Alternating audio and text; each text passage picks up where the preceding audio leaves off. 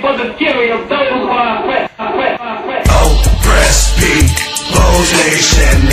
I'm only here for the people. How you doing? This Sister Brown. This the last segment. But this, you know how I do it. The last one is always the best. We talking about education, black history. We talking about what's happening in the black community with our children. We have with us right now Miss Fitten, Natalie Fitten, and we are getting ready to start. She's a homeschool advocate, and what you guys know, I'm a public school advocate. So as they say, we getting ready to get down and put it down on video. Which one we finna battle? Homeschool versus public school. We're gonna see who got the most knowledge base on it. Tell us a little bit about you, Miss Fitten. I'm not battling with you today.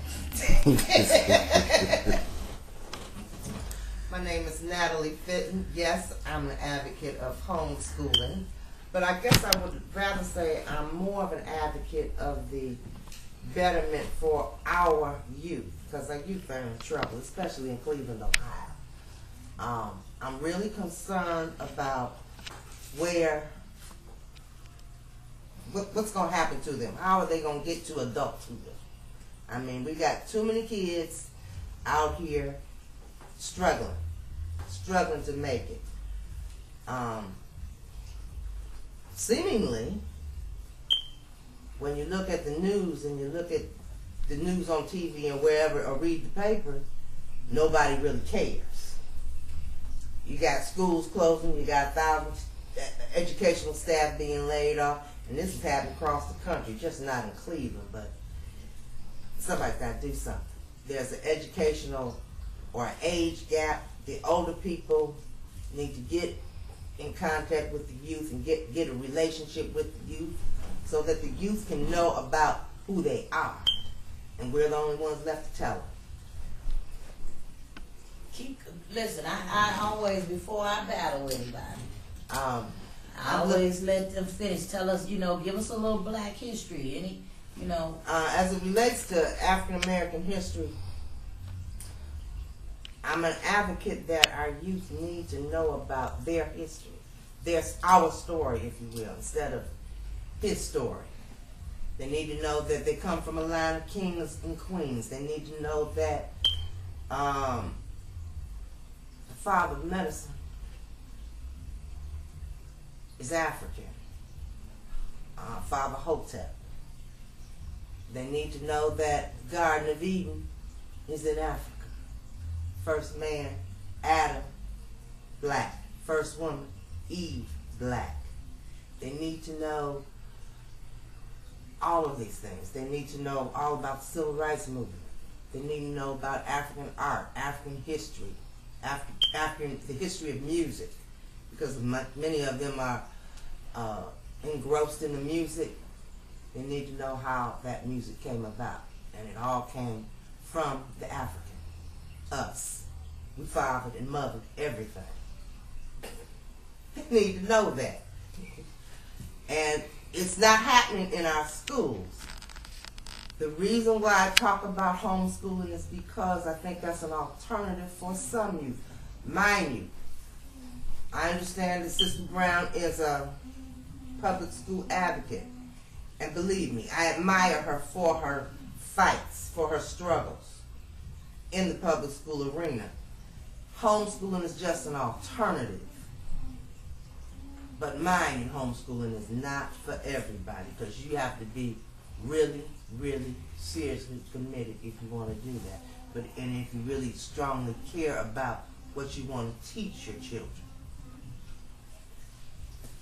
Well, I am not against homeschool, because like you say, there are some kids that homeschool, it's a perfect fit. Mm-hmm.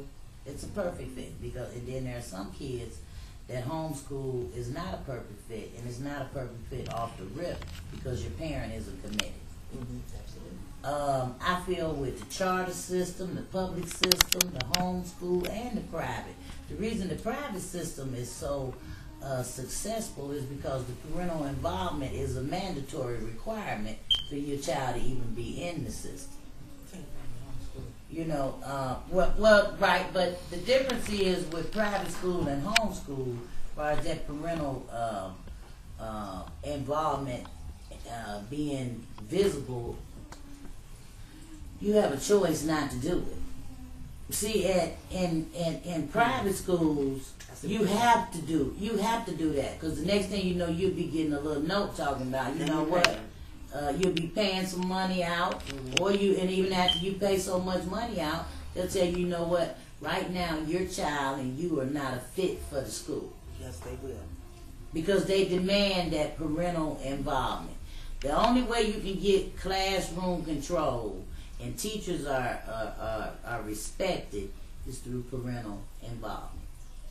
See, when kids know that the teacher can call mama and mama will be up there. That's how it was when we went to school. Right, that right. When mama came up there with them rollers in her head and that house coat on, it wasn't nice. And that means you was gonna be embarrassed if you didn't get a whooping.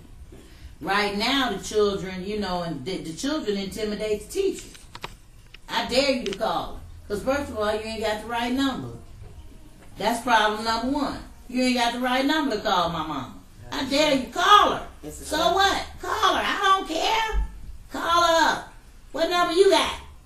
So that right there is the key. We as parents, whether your child is homeschooled, and to me, I think, and I have to tip my hat off to mothers that do choose to homeschool their children, because not only are you committed, you are what we want to consider, you're committed to make sure that, all right, I don't care what they teaching in school, I want to make sure you got the basics, and I want to make sure that I'm involved in in what you're getting.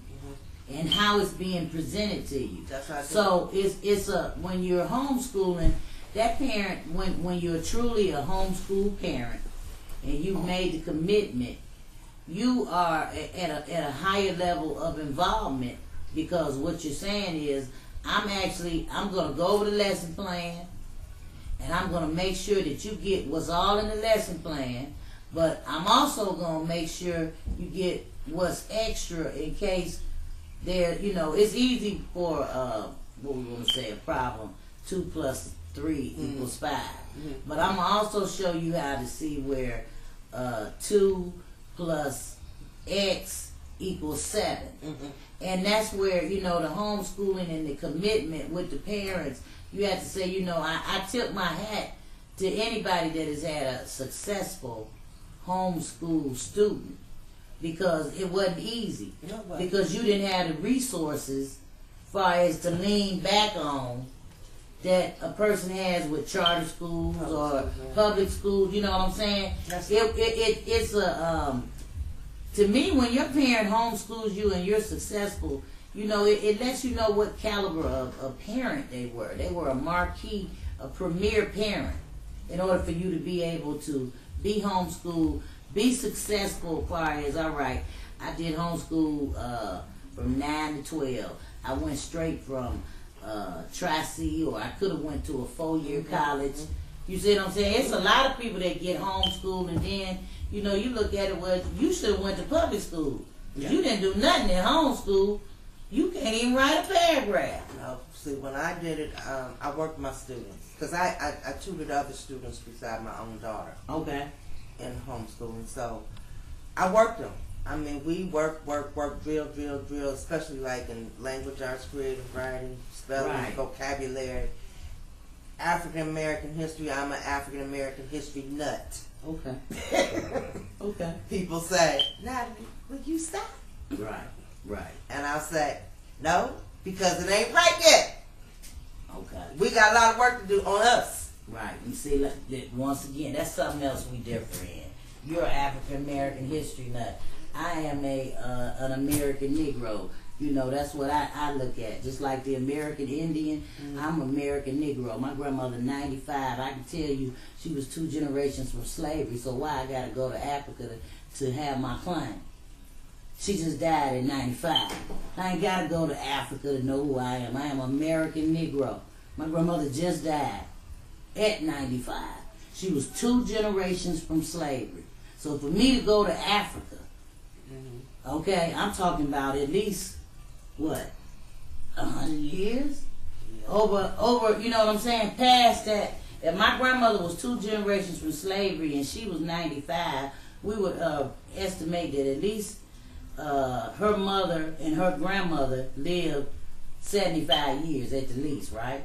So you add 150 to 95. That's 245. 245. Right.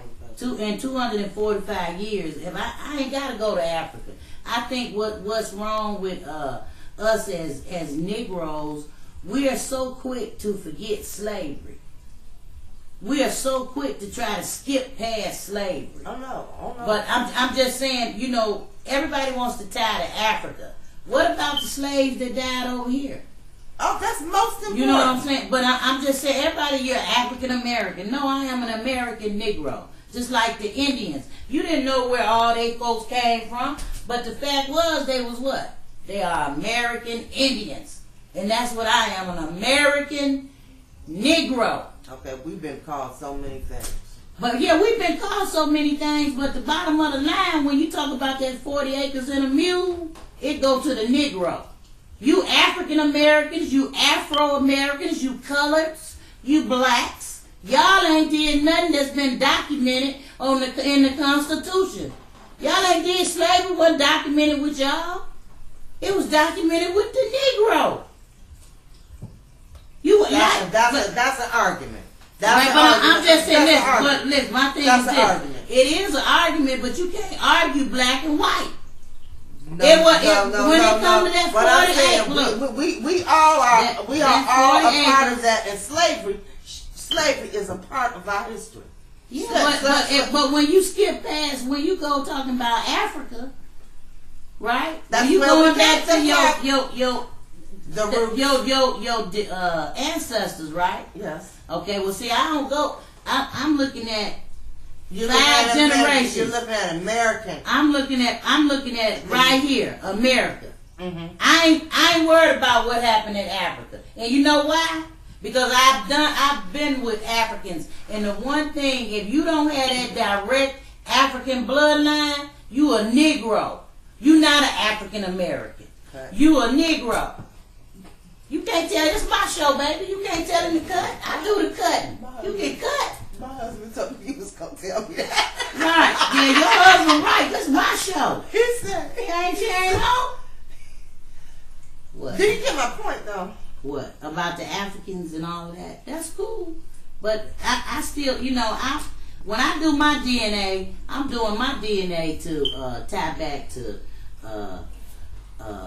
Frederick Douglass. We had our DNA done. My family, on the maternal side. Right. You cut it back on that. Right. On my mother's side, we had the DNA done. Okay, so what slave did you tie back to? Or did you go all the way back to Africa? We went to Cameroon, to the Tikar tribe in Cameroon in West Africa. My cousin actually had it done. My first cousin. So that's my mother's sister's daughter. So how many years is that? Y'all went back 400, 300 years? You had to go back 400 years, right? 500 years. Had to. Right. Well, see, I ain't going that far back. That's how far back she went. Now you see what I'm saying? Well, I know that my great grandfather was a slave. He's buried over there in Lakeview Cemetery. Okay.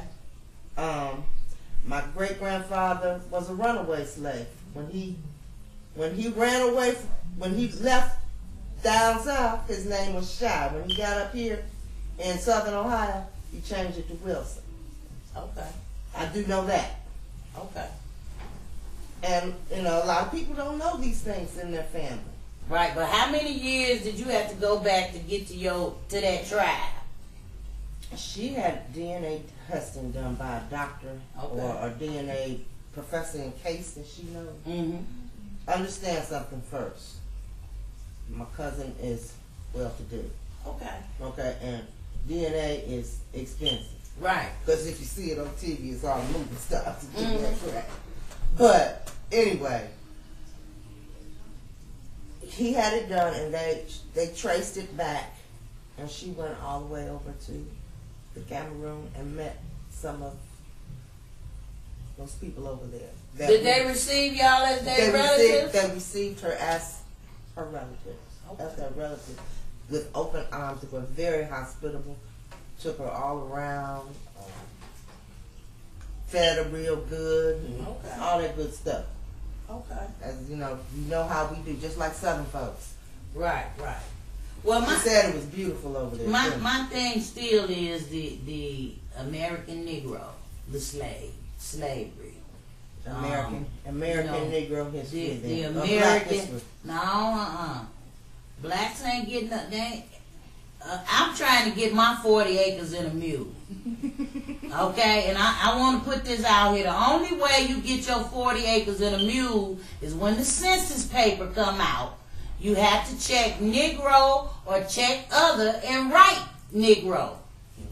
Because other than that, every 20 years, black folks reinvent themselves. Every 20 years. You reinvent yourselves. You see what I'm saying?